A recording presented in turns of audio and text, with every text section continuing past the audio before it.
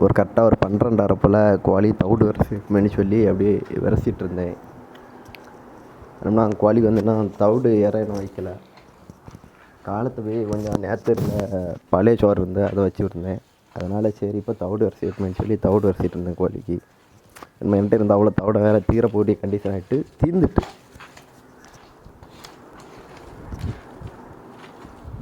இனி அடுத்தது கடலில் போய் தவிடு வாங்கி தான் அடுத்தது விரசணும். அதனால் சரி இருக்க தவிடெல்லாம் விரசி சாயங்காலம் உடனே வச்சு மட்டும் வச்சுருவோம் அப்படின்னு சொல்லிட்டு மொத்தமாக இந்த டப்பாயில் இருந்து அவ்வளோ தவிடையுமே தட்டிட்டேன். அடுத்த தவிடு வாங்கி விரசினா தான் அடுத்த தவிடு இருக்கும் கோழி இருக்குது. சரி விரசி அப்படி ஒரு வீடியோ எடுத்து சொல்லி எடுத்துகிட்டு இருந்தேன். செல்லு வேறு கொஞ்சம் லேக் ஆகும் நினைக்கும் ப்ரோ. சில வீடியோவில் கொஞ்சம் லேக் ஆகிரும். திடீர்னு இப்போ இதுலேயும் இடையில ஒன்றும் லேக் ஆகிடுச்சு.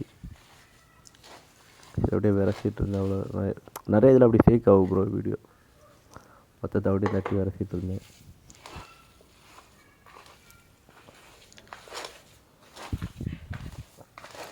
சரி அப்படியே விரசி முடிச்சுட்டு தவிட வெளியே தூக்கிட்டு போகணும்னு சொல்லி தவிடத்தை வெளியே தூக்கிட்டு போக ஆரம்பித்தேன் ப்ரோ.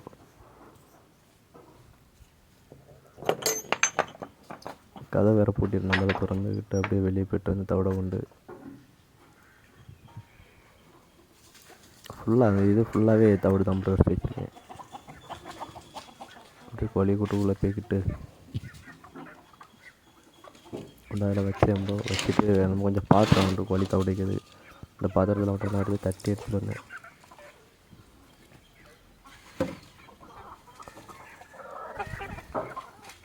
தட்டி அப்படியே எடுத்துகிட்டு வந்துட்டு இருந்தேன். வேறு அடுத்து நான் வெளியே 2-3 பாத்திரம் வந்து கோழி விட்டு வெளியே அதே அப்படியே எடுக்க போய்ட்டு இருந்தேன். வேறு இன்னொரு தட்டு தட்டி எடுத்து மொத்தம் எல்லா தட்டையும் பறையிட்டு வந்து தான் அப்புறம் தவிடு ரசித்தேன்.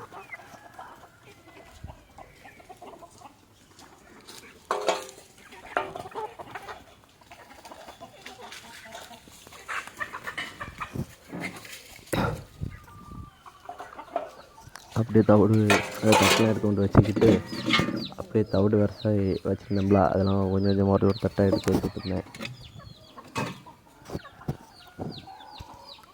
நம்ம எல்லா தட்டிலையும் கொஞ்சம் கொஞ்சம் நம்பர் எடுத்துக்கலாம். அவ்வளோத்தையும் கிண்டி போட்டோம். பாதி தின்னுக்கிட்டு அது வேறு எல்லாம் கிண்டி தூர போட்டுட்டு போயிடும். அவ்வளோ எடுத்து வேஸ்ட் ஆகிடும். இதை கொண்டு வச்சுக்கிட்டு அடுத்த தட்டில் இருக்க தவிடு இது வந்து இந்த கோழி குஞ்சில் உள்ள கூட்டுள்ள அடைச்சி போட்டுருக்கேன். அது ஒரு வைக்க வேண்டிய தவிடு எடுத்துகிட்டு இருந்தேன். இது லாஸ்ட் தான் கொண்டு இப்போ எல்லா கோழியிலும் வச்சு முடிச்சுட்டு அப்படியே வரைச்சி வச்சுட்டு இருந்தேன். வேறு என்ன தான் நமக்கு வேறு நேரம் போகாது. சரி அப்படியே வீடியோ எடுத்துகிட்டு அப்படியே வாய்ஸ் கொடுத்து முடிச்சுட்டு இருந்து கொடுத்துட்டு இருந்தேன் ப்ரோ. நான் இந்த தட்டில் உள்ளதெல்லாம் எடுத்து வச்சுட்டு கோழி கொண்டு வச்சேன். இது நிறைய ஆகிட்டு இந்த தட்டில் அதனால் பாதி பாதி போட்டேன்.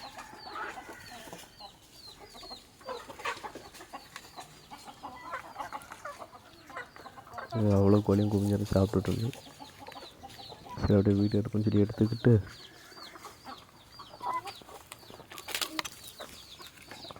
இந்த தட்டை கொண்டு வச்சேன். அப்படி எல்லாம் கோழி வந்து கொத்தி சாப்பிட்டு கையிலே சரி அப்படி கொஞ்சம் நேரம் வச்சுட்டு இருந்தேன் வீடியோ எடுப்பேன்னு சொல்லி. பிடிச்சது தான் ப்ரோ பண்ண முடியும். நமக்கு தெரிஞ்ச இது ஒன்று தான். அதனால சரி நான் இப்படியே வீடியோ எடுப்பேன்னு சொல்லி இப்படி எடுக்கிறது தான் ப்ரோ. பாதி கோழிங்க வந்து சாப்பிட்டு பாதி கோழி கூட்டுக்கு வெளியே இருக்கான். அதனால் 2 தட்டையும் எடுத்துகிட்டு அப்படியே கூட்டு வெளியே கொண்டு போயிட்டேன்.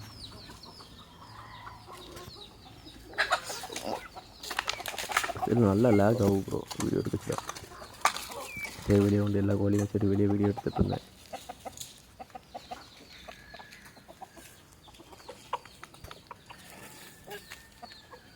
இது அப்படியே கொஞ்சம் வீடியோ எடுத்துக்கிட்டு 2வது குஞ்சு வெளியே இறக்கணும் ப்ரோ. அதுக்காண்டி கூப்பிட்டு போயிட்டேன்.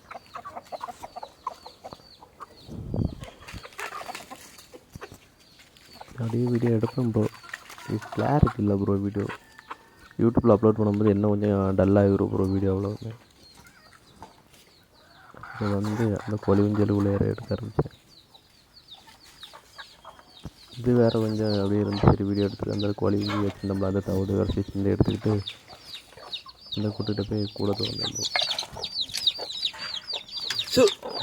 வெளியே வந்துட்டாங்க. வெளியே சாட்டி கூட திறந்தோம்.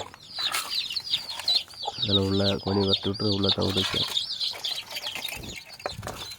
அதனால் கோழி குஞ்சையும் உள்ளே பிடிச்சி விட்டுக்கிட்டு இதை அப்படியே வீடியோ எடுத்துக்கிட்டு இங்கே கொஞ்சம் வீடியோ எடுத்துகிட்டு அடுத்த வெளியே கோழியில் வீடியோ எடுக்கணும். அப்புறம் அதுக்கு எப்படியே வீடியோ எடுத்துகிட்டு இருந்தேன். அது என்னன்னா பெரிய கோழி அவ்வளோ தவிடையும் கிண்டி தள்ளிட்டு தலை வச்சு.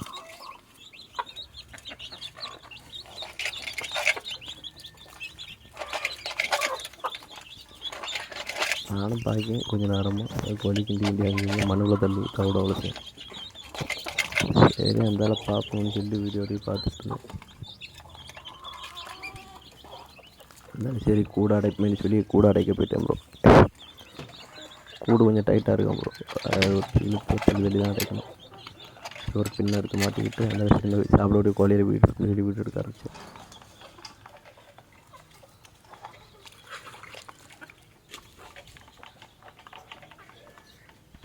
எல்லா கோழியும் அப்படி வீடியோ எடுத்துகிட்டு இருக்கேன் ப்ரோ. அதில் வேறு தவிடு சேர்ந்து அந்த சரி போடுவாங்க. அந்த கூட்டுலேருந்து தவிடு எடுத்து கொண்டு போட்டேன் கோழிகளுக்கு. அது நேரம் போகும் கோழிகளுக்கு. வீட்டில் இருந்தாலும் கொஞ்சம் நேரம் போகும். இன்னும் புறாயம் வளர்த்தோம்னா இன்னும் கொஞ்சம் நல்லா நேரம் போகும். மொயிலாம் வளர்க்கக்கூடிய டைம் எல்லாம் கொஞ்சம் நாளாகும் ப்ரோ. உடனே ஒன்றுமே வளர்க்க முடியாது ப்ரோ. இப்போ ஒரு கூடு கட்டியிருந்தேன். இப்போ இந்த கோழிகளுக்கு முன்னாடி கூடை இடித்து இல்லைன்னு ஒரு பலகை மாதிரி வச்சு வலை அடிக்கணும் ப்ரோ. நம்ம காற்று ரொம்ப கோழி வீட்டுக்குள்ளே போக மாட்டேங்குது. அதான் வாசனை சின்னதாக இருக்குமா, ரொம்ப கஷ்டமாக இருக்குது எனக்கு கோழி வீட்டுக்கெல்லாம் போகிறேன். வீடு எடுத்து அந்த வெயில் அடிக்கிறத பாருங்கள் ப்ரோ. ஃபுல்லுன்னு அடிக்கும் கோழிகிட்ட. அந்த சைடில் வந்து வீட்டு எடுத்துகிட்டு அப்படியே போயிட்டு இருந்தோம் வெளியே. இதில் ஒரு கோழி நல்லா வெளியே போய் சாடிச்சு. சரி சாடி முடிஞ்சோடனே அப்படியே வீடியோ எடுத்து சொல்லி போனேன். ஒரு கோழி பயந்து ஓடிட்டு இதில் அப்படியே வீடியோ எடுத்து சொல்லி வீடியோ கொஞ்சம் நல்லா இருக்கும் ப்ரோ. பிடிச்சிருந்தா லைக் பண்ணுங்கள், கமெண்ட் பண்ணுங்கள், சப்ஸ்கிரைப் பண்ணுங்கள். நம்ம அடுத்த வீடியோவில் சந்திப்போம் ப்ரோ. பாய் ப்ரோ எல்லாருக்கும்.